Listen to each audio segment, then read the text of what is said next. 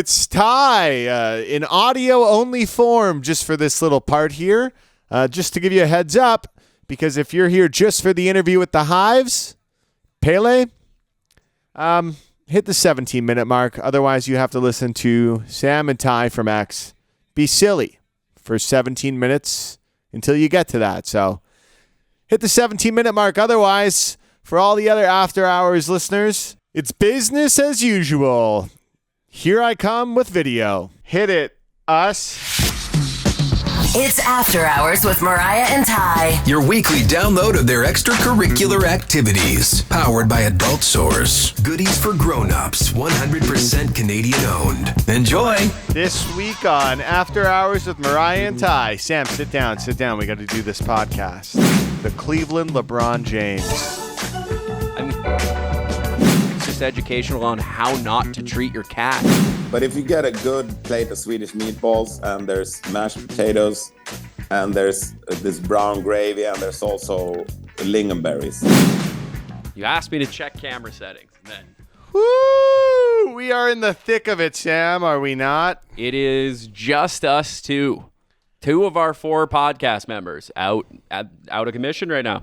I'm going to go on a well-earned vacation after all this whenever Mariah returns. And also, we say it's just us two, but we haven't confirmed it, but let's just tease that we will be vague. We have a very special guest this episode. We do. And if we get them booked, they'll be in the show title. So you'll already know who we're talking about. We're spoiling it. Like, but we're not going to say it in case something happens and we don't get it. Today we're drinking Big Rock Unwinder Hazy Pale Ale. that's making me unwind, that's for sure. That's good.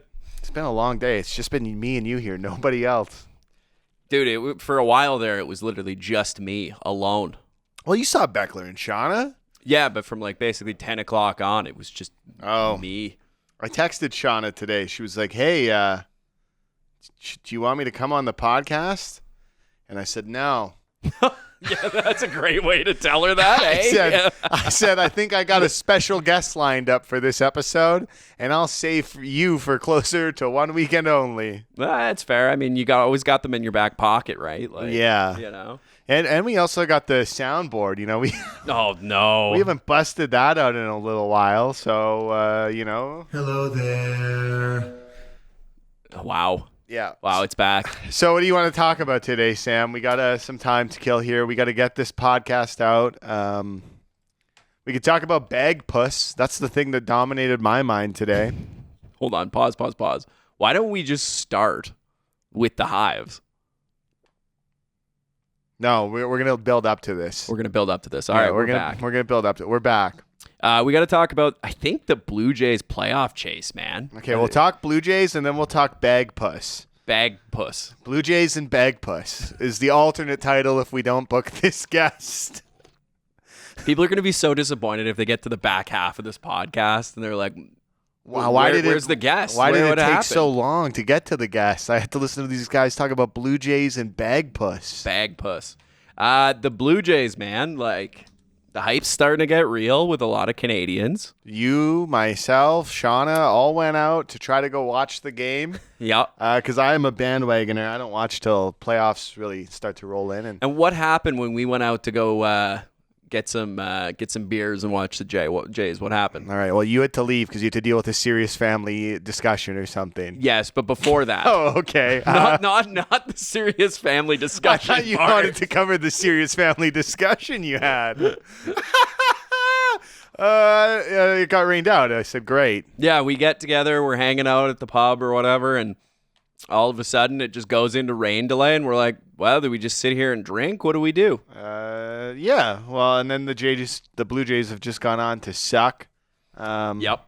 Not a good time, man. Not a good time. As like a very pessimistic fan at best. Like, I would say I'm almost downright negative at a lot of times. How many games have you watched this year? Over 80. Over 80 games. Least, yeah. And how many are there?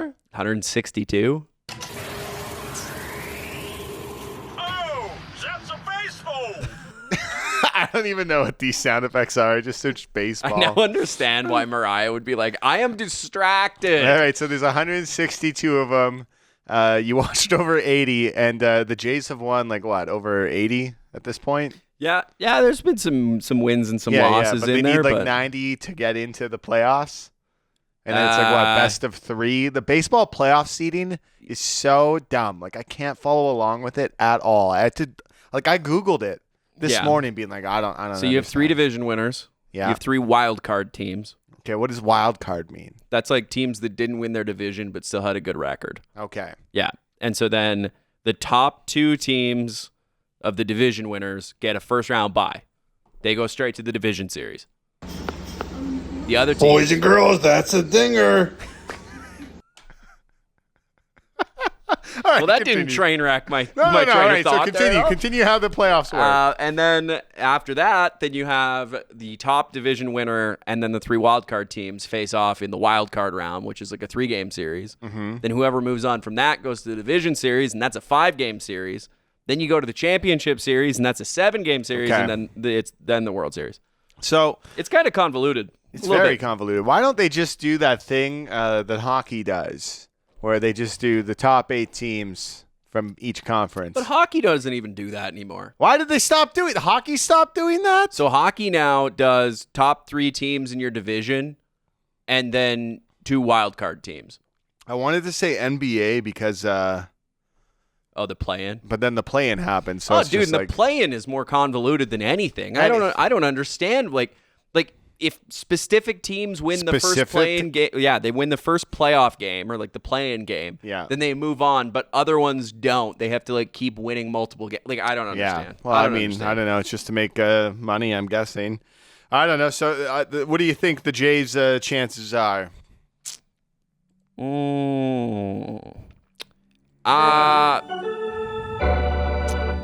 Here's the thing. The pessimistic in me wants to say that they make the wild card round and then they lose both games. My heart says that they're probably going to go to like the championship game and then lose. I don't think that they'll win. I think that there's some other teams like the Dodgers where it's like, What about the Brewers? What is a brewer, by the way? It's what we're doing right now. Is that what it is? The Milwaukee Brewers? Milwaukee. It's just dudes sitting around getting drunk. That's what it is. I was thinking the other day, you know what the Cleveland Guardians should have really been called? The Spiders? No, the Cleveland LeBron James. I mean, he is that city. He is. in that He's entirety. Mr. Cleveland. Like, what even else do you know about Cleveland? Cleveland than- rocks. Just Cleveland rocks. Yeah, Hey? Drew Carey. Oh yeah, okay. Ohio. It was a good show. Yeah. This is 2 back-to-back episodes of this podcast where the Drew Carey show has come up. Because you weren't on last week. But No, I somehow was not. It came up again. And you know what, Drew Carey, I salute you. You know what? I was trying to think about it. I don't know a single thing about Cleveland otherwise, other than like the Browns, and that's not something I want to remember. Well, you know what? There's a little show on Amazon Prime Video right now, which you can watch through Stack TV. It's called Detroiters. Well, that's Detroit. It's a different show. I'm talking about the Drew Carey show. We'll hook it up.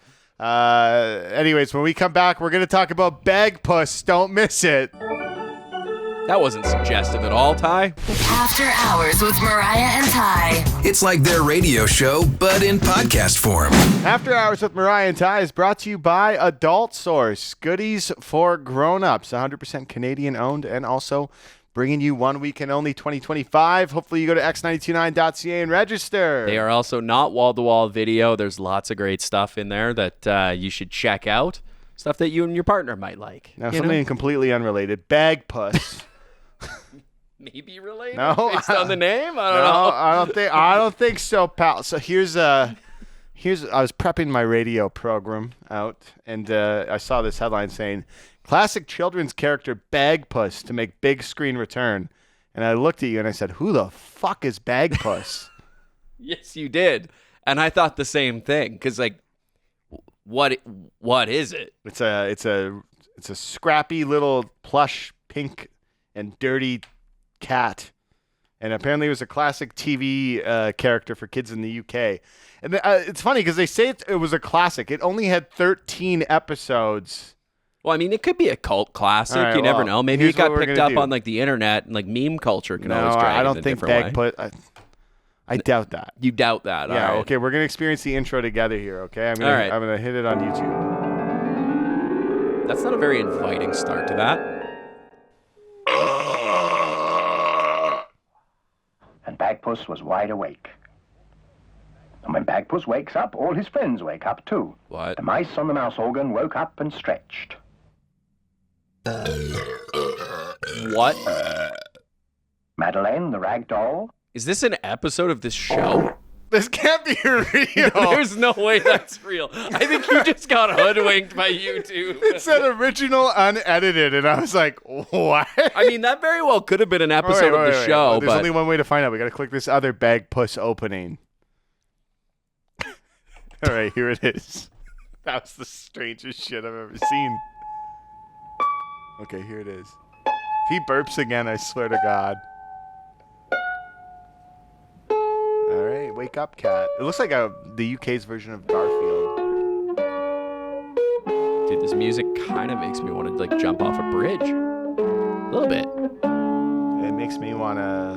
once upon a time, Okay. Okay, maybe this is legit. not so long ago, What the fuck is there this was a little show, girl, dude? and her name was Emily.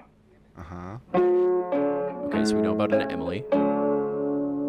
And she had a shop. Okay. There it is.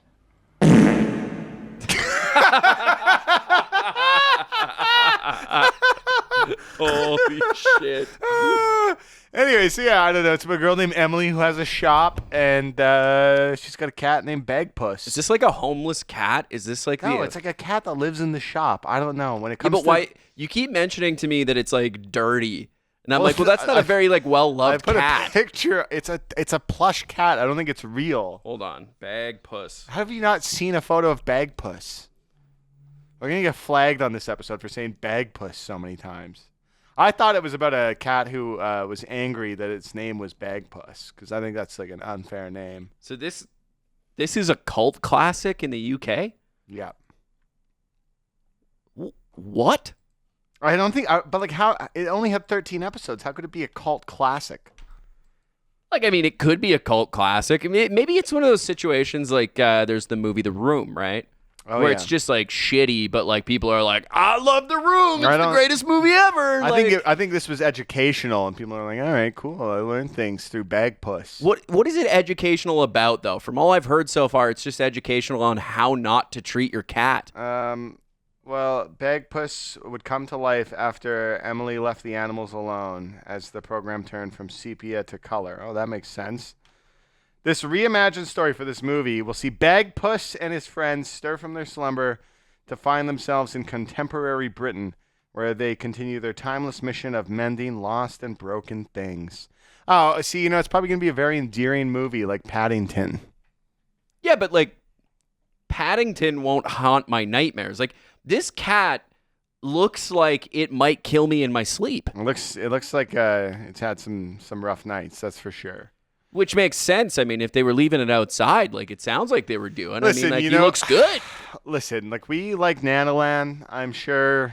Yeah, but like Nanaland, like there's a whimsical nature to it. So far in the intro to whatever the fuck Bagpuss was. I'm sure they all exist in like the same universe. So what you're telling me is you and I have to sit around on like a Saturday afternoon and watch the entirety of the series to get it, right? Well, yeah, absolutely. Of course, we're gonna watch Bagpuss, Sam. If you take anything out of this podcast episode, it's that Sam and I are watching Bagpuss.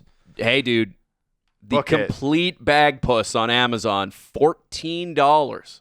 Well, We they could do it. They should charge more, or we can watch that one version on YouTube I found. But with farting or like what? Yeah, absolutely.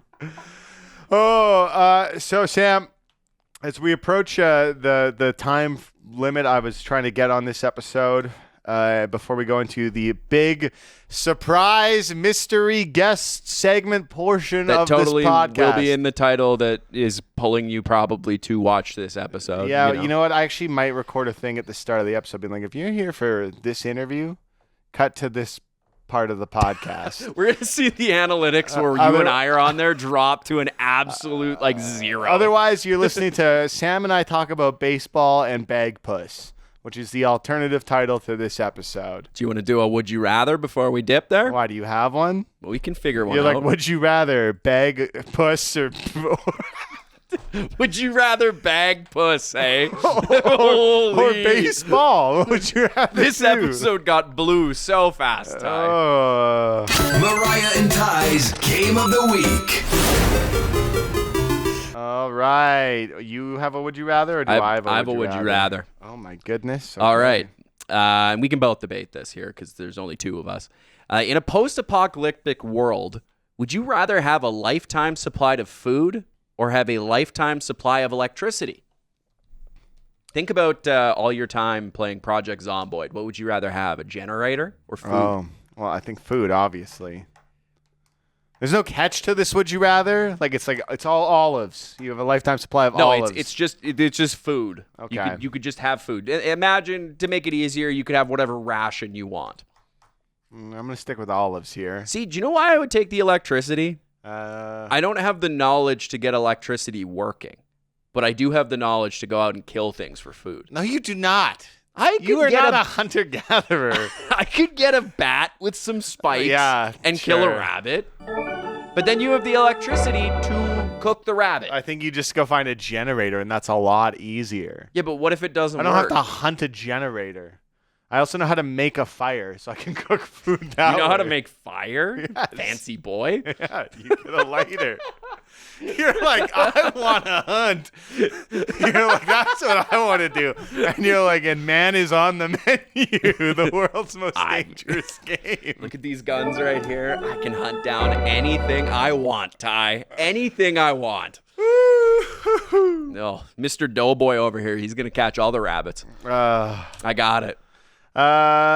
So you're picking, I don't even remember what the would you rather was anymore. I thought it was like, would you rather eat things you hunted or in have like a food? zombie post-apocalyptic, would you rather have food or electricity? Well, now there's zombies around? Well, no, like, I mean, I'm assuming in a post-apocalyptic world, it's either like... In the road, Sam, there's no zombies. Read a book. Come on. No, I would imagine that's either a zombie apocalypse or like I don't know, werewolf apocalypse. Donald Trump sent out all the nukes apocalypse kind of deal. Oh, too real, Sam. So, yeah, I mean, we're probably like, what, 1 strike on the doomsday clock from that? I'd say so. Yeah. I'm Donald Trump, and I approve this message. And now it's time for Mariah and Ty's big interview. I don't know if we have anything made for that, but let's see it. Mariah and Ty's big interview. All right, since we've been down a few bodies for the After Hours podcast, I recently did this unbelievable interview with Pelle from the Hives to talk about their upcoming tour and the new album, The Hives Forever, Forever the Hives. Enjoy.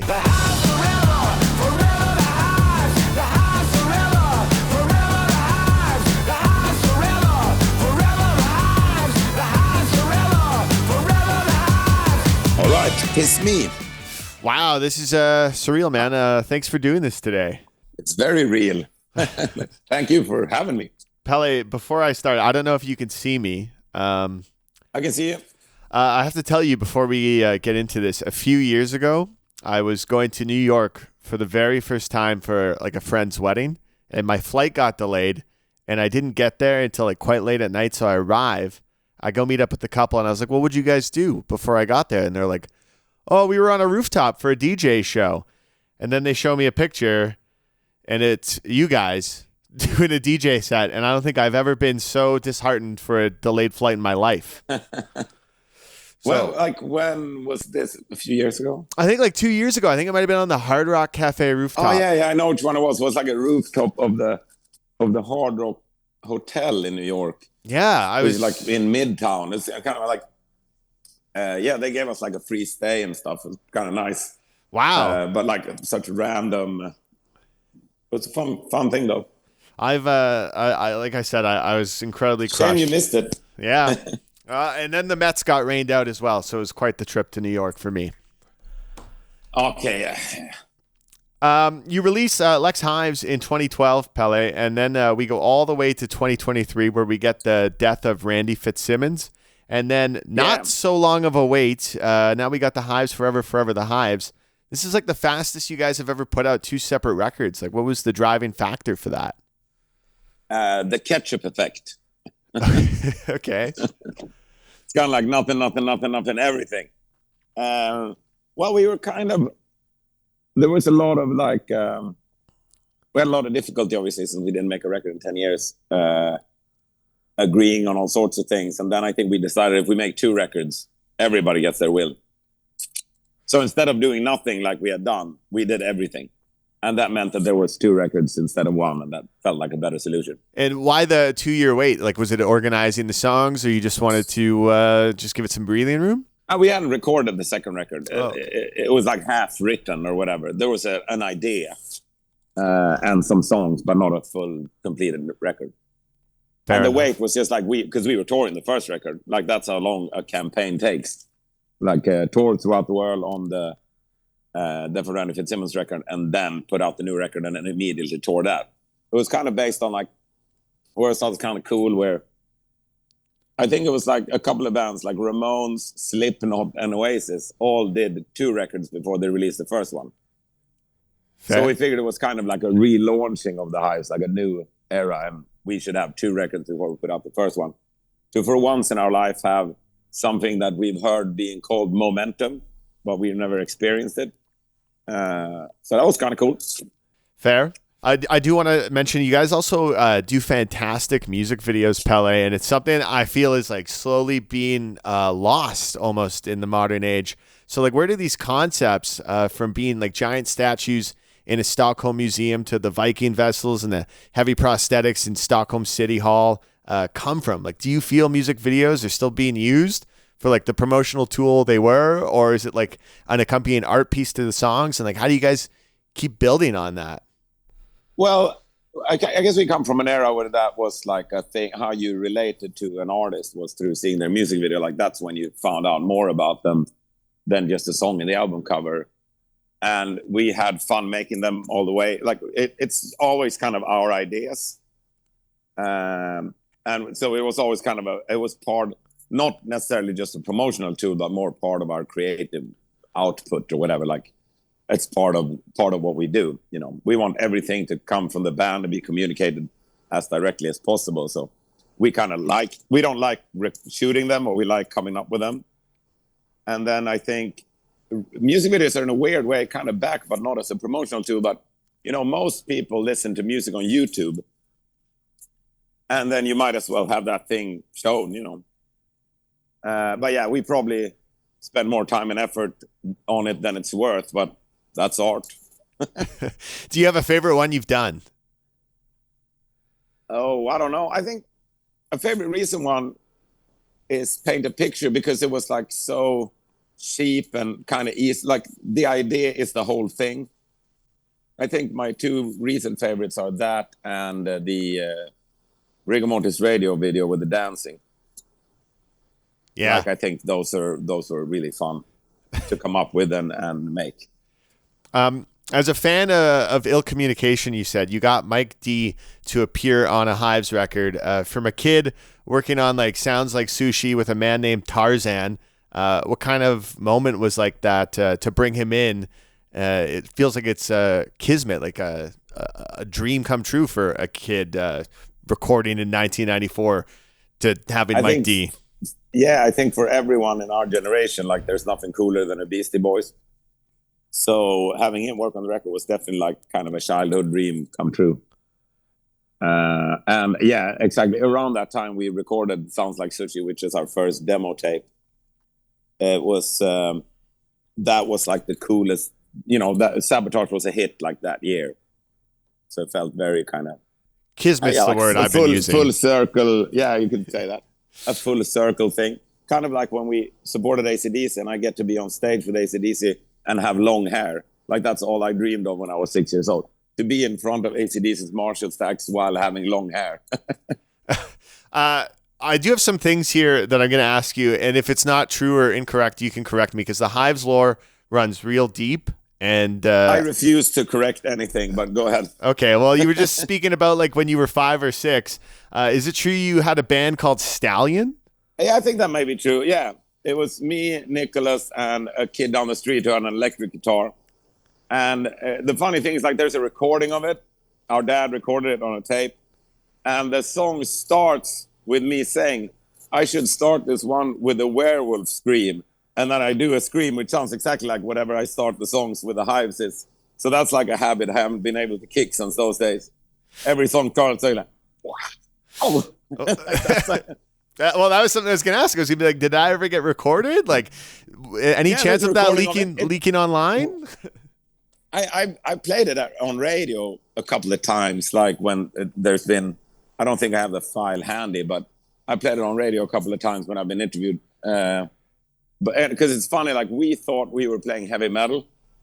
Like we thought we sounded like whatever, Iron Maiden, Judas Priest, AC/DC, that was kind of the stuff that was in at the time. But if you listen to it, it sounds like Japanese noise rock. Okay.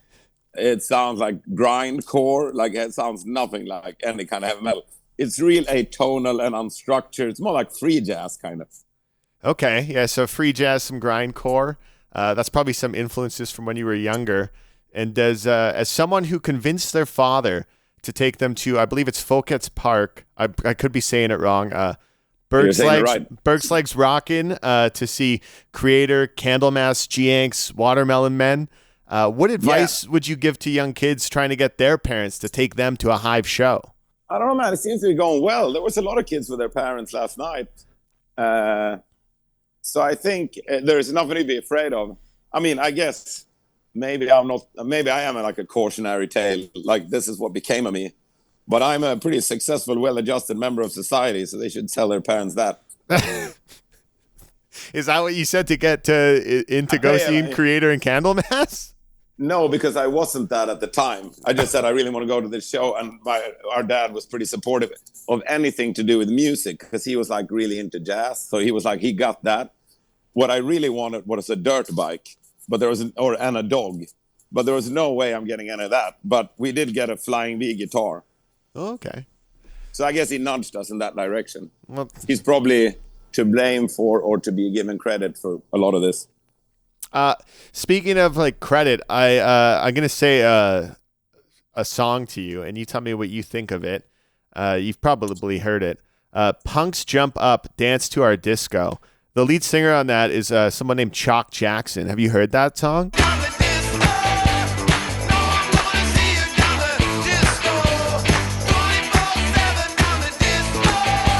I know that guy pretty well. Yeah, you think he's got a career ahead of him? Yeah, it's ongoing. We haven't heard anything else from Chalk Jackson. It's been a long time, it seems. Yeah, he's been keeping quiet for a bit. It doesn't mean he's not going to show up again, but for now and for rights purposes, he sang that song. Okay, cool. That makes sense. Yeah. I've read that you're not interested in sports, but I also found an interview of you saying your favorite football player is Lacazette. And I noticed in Bogus Operandi, it almost sounds like you're chanting his name when you're saying like I say it. So is there a connection, or are you not interested in sports? Either way, I think that would be like a good goal anthem for him. Well, I think a lot of fans picked up on that it sounds like that's what I'm singing. It wasn't. It is like I said. But it sounds like that, and who am I to come in the way of a good story? So, yeah, sure. But I have actually two sports I'm a big fan of, or have been a big fan of, and that's like flat track dirt bike racing. You know what I mean, when they're leaning constantly. Yep. Yeah, that and sumo wrestling I got really into for a while.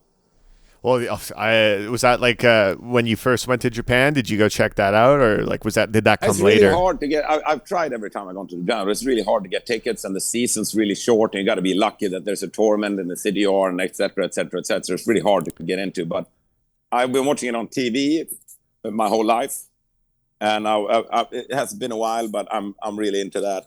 That's really entertaining, and what it has in common is with the flat track is that the match is like 2 minutes long, like a good rock song. Mm-hmm. I can't do this 90-minute football game. There's no way I could focus for that long. I do find it interesting that you say sumo because, correct me if I'm wrong here, don't you have to be like quiet during the matches and like you just clap, you don't really cheer very loudly? Like, is that true? I don't know. I've never been. Well, Maybe. well, I'll have to get I mean, you. that seems to be a Japanese thing in general. Like they show respect by being quiet. So even like our first tours in Japan, they were really quiet as a sign of respect between the songs. But to us, it's actually just really weird. So it's like a culture clash. And it makes you stressed out when you play a song and the crowd is completely quiet. But now they've kind of changed. I guess they've seen Western concerts on YouTube, and it's more like kind of it's been equalized, like all things globalization, you know. Yes, that does make sense. Especially that's what YouTube's probably doing to the world, a little globalization. Tigers of Sweden, Iggy Jeans. How many suits do you own? How many do you take on the road? One each usually, and maybe a spare jacket to divide between us. We figured out pretty early on that no matter how many suits you bring, they're all going to be disgusting because they're disgusting after one show. So it kind of makes no sense to switch every show. Plus, like the fact that it smells a little bit like ammonia, I think that's kind of like a warrior thing. It alerts the senses and gets you into that kind of fight or flight response that you need to do a good rock show. Well, so I get that, like, you know, a lot of hockey players would never wash their gear out of superstition, but I think it's also because the smell of sweat ignites something in you. The pheromone, I don't know, something like that. Yeah, something like that. I did read that you guys also apparently like slap each other up before you go up on stage. So I mean that combined with the also sweat. part of it, I think. Yeah, also part of it. For sure. You need to get into some kind of prime, like, because it's a lot of energy playing these, like jumping around and screaming for an hour and a half. Like you can't just do it from a standstill. You gotta get into the zone, kind of. So we're talking to you from Calgary, Alberta, Canada. And I gotta say, like, our only I want to like say like connection to Swedish culture is probably through IKEA. Mm-hmm. And is that culture though? Isn't it more commerce? That's what I'm gonna say. So like everyone always raves here, like, oh, you got to go to IKEA and you get the Swedish meatballs. Is there like truly something about Swedish meatballs, and is IKEA doing it justice? I don't think they're like excellent or anything. But if you get a good plate of Swedish meatballs and there's mashed potatoes and there's this brown gravy and there's also lingonberries, like the tartness of the lingonberry oversets the greasiness of the gravy and the meatballs. And then there's also kind of a variation of like a pickled cucumber. It's more like, it's not a pickle as in a jar. It's a cucumber, more like in a kind of almost like a kimchi way, but without chili. So if you get that stuff, it's a pretty perfectly balanced dish, I would say. And if you get it in a good spot, it's pretty delicious. You're not IKEA, I'm guessing. Well, I have never had the ones in IKEA. Oh. It never felt like that important to me. You know, because IKEAs are always outside of the city, and like, I'm going to drive to IKEA. Like, I don't know, man. That's fair. You know, if I don't spend as much time at IKEA as maybe you would think. Yeah, I don't think if I was in Sweden, I'd be ripping to go find some poutine. You know, I don't think I'd be going out of my way for that. Yeah. So the last time you guys actually came to Calgary was, I believe, 2008. You guys played McEwen Hall. What do we got to do to get you back here? Because, you know, it feels like the bands, the worldwide bands from the EU and area, they always play Canada, but they hit the Toronto, the Montreal, and the Vancouver. We had Queens of the Stone Age come by here a couple months ago. How did we get the Hives here? I don't know, man. I feel like there's how do I explain this? You know, there's hundreds of cities in the world. Yeah. I think I know the answer to it, Pelle, but I feel like I have to ask you the listeners. I'd love to go to Calgary. I think that was really fun. We also played Winnipeg on that tour, which we've never gone back to since then. And I love playing those shows where it's kind of like where you usually, I mean, how many places, you know, playing London is London, you know, it's fun to go to new places or semi-new places. So I'd love to go to Calgary. I think it's all kind of logistics, like it's far. And you're going to need to know that you're going to sell enough tickets to not lose money or whatever. I'm very confident if you guys ever do decide, you will sell the tickets. And I did live in Winnipeg for a brief period as well. So hopefully you went there in the winter and got to experience that, because that is something else. It was pretty cool. I mean, Sweden is similar enough to Canada. I feel like it's climate-wise pretty similar, but everything's smaller. That's fair. Very true. Smaller mountains, smaller lakes, smaller trees. We have all of it, though. It's just like a different scale. I wish we could come back. Maybe we're doing like a tour in the spring of the East Coast. I don't know if it's at all included in that. I was looking at your dates. You know, the young kids who want to go see the Hives, they can figure out a way. They can find a way. These shows I'm talking about are not released yet. We're doing more North American stuff in the spring. Okay, that's very. Well, hopefully we see it get closer. You know, I'd love to come by and see a Hive show. I mean, maybe we could go like halfway each. Yeah, you know, I was this close in New York, man. This close. Yeah. Well, Pelle, I wanted to say thank you for chatting with me. I've always heard before that if you're going to interview someone, you don't tell them you're a fan until the end of the interview, and you save any weirdly specific questions until the end. So I wanted to say thank you for the music you've made on behalf of myself and all the listeners of X929 here. And my weird personal question is, out of curiosity, you guys have had your songs used in the WWE before. I believe Walk Idiot Walk was someone's walkout music. And then I believe you collabed with the WWE again with Timberland for Throw It On Me. So the Hives and WWE both share a love of like theatrics and storytelling. So like, where did this collaboration come from? How does that come about? Well, I think that was mainly because that was through Timberland. Like, he wanted to do that song with WWE, and we approved of that. Like, so that was kind of driven by him. But I am a lifelong wrestling fan. Like, I remember when the kids that lived in the apartment buildings next to the house I grew up in got cable, there was all of a sudden wrestling on Thursdays, and I would always do sleepovers at friend's house. I could watch wrestling. And I think, there's a lot, I mean, of whatever I do on stage that probably comes from professional wrestling. Hey, you know what? You probably grew up around the time of the Ultimate Warrior, and like he was definitely a consummate, energetic showman. So yeah, something like that. And like, I guess like the kind of Muhammad Ali / Ric Flair bragging. I don't know. Feels like there's a kinship at least. Well, when you thank you also for your kind of Nardwuar level research.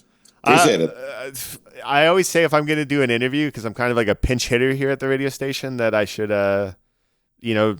treat it with the respect it deserves. So, well, thank you. I appreciate it. Well, I appreciate it back. And if you come to Calgary, if you're a wrestling fan, we got Bret the Hitman Hart's bar here, so you can check out that. Yeah. It's that whole family, like the Hart family. It's that all Calgary. That's true. They serve pink beers here. I think that's all you need to say. I'm booking a show in Calgary now. Well, thank you so much. The Hives, forever the Hives. Check it out. I'm going to say buy the album. You can say stream it if you want, but I think people should go out and buy the album, buy the vinyl. And good luck on the rest of the tour, man. And just keep making music, because I love it. We all love it. Thank you very much, man. Take care, and I hope I'll see you soon. All right. See you, Pelle. Bye-bye. After Hours with Mariah and Ty. It's like their radio show, but in podcast form. Wow, I'm sure glad that interview worked out and we got that interview to happen. Dude, Pelle from the Hives. It was crazy. What an insane interview. Like, when they reached out and they were like, hey, do you want to do an interview? I was like, I know who needs to do this interview, and it's Ty Jordan. And you said the pinch hitter of X929. Well, I mean, you know what? Last year you handed me the Black Keys interview, so I was like, you know what? This is a band Ty likes. He should do the interview. That was almost 2 years ago, though, wasn't it? Was that last year? That was last year. Oh, anyways. A year and a half. Yeah. If we don't have that interview, this is really awkward. Yeah, I mean, if we don't have that interview, we cut here. But if we do, it's great. What do you think of Big Rock Unwinder Hazy Pale Ale? I liked it. You know what, man? Pale ales can be one of those things that I'm very hit or miss on. Like, sometimes they almost taste like just like an IPA. This one's nice, though. This one is nice. The Big Rock Barn Burner happening this Saturday. All ages event. Matt Mays, Cuvaro. Why am I saying Cuvaro? Daniel Romano's outfit. I was reading like the lineup for that show on air, and I was like, Matt Mays. Well, I think I got his name correct, but I was like tripping over Cuvaro. I was tripping over Daniel Romano. I was like, why am I tripping over these names? Anyways, that's an event you could go do this weekend that we're helping present, I guess. It's there to celebrate the 40th anniversary of Big Rock, and also the lineup over the last couple of years has been like stupid good. Like I was there. The lineup of beers. No, like for the shows, like they've had like a stupid good lineup. Like in 2018, I saw the Sheepdogs there with Scenic Route to Alaska. 2019, they had like Tokyo Police Club and Scenic Route to Alaska again. You know, wow, this guy loves Scenic Route to Alaska. Dude, well, I think Big Rock really liked them, but you went. You were like, I'm going. They're coming. I'm going again. I have a signed Tokyo Police Club record from that show that says, "To our dear friend Samothy." Wow. It's my most prized possession. Wow. It's great. I did not know that. Yeah. I learned something new. Well, I mean, now they're not a band anymore, so. Sad. Yeah. But that'll do it. Register for one weekend only up at x929.ca. Blue Jays, get a hit. See you next week. Bye. You've been listening to After Hours with Mariah and Ty. Powered by Adult Source. Goodies for grown-ups. 100% Canadian owned. Don't forget to subscribe to this podcast and have the new episode of After Hours with Mariah and Ty downloaded weekly to whatever device you use.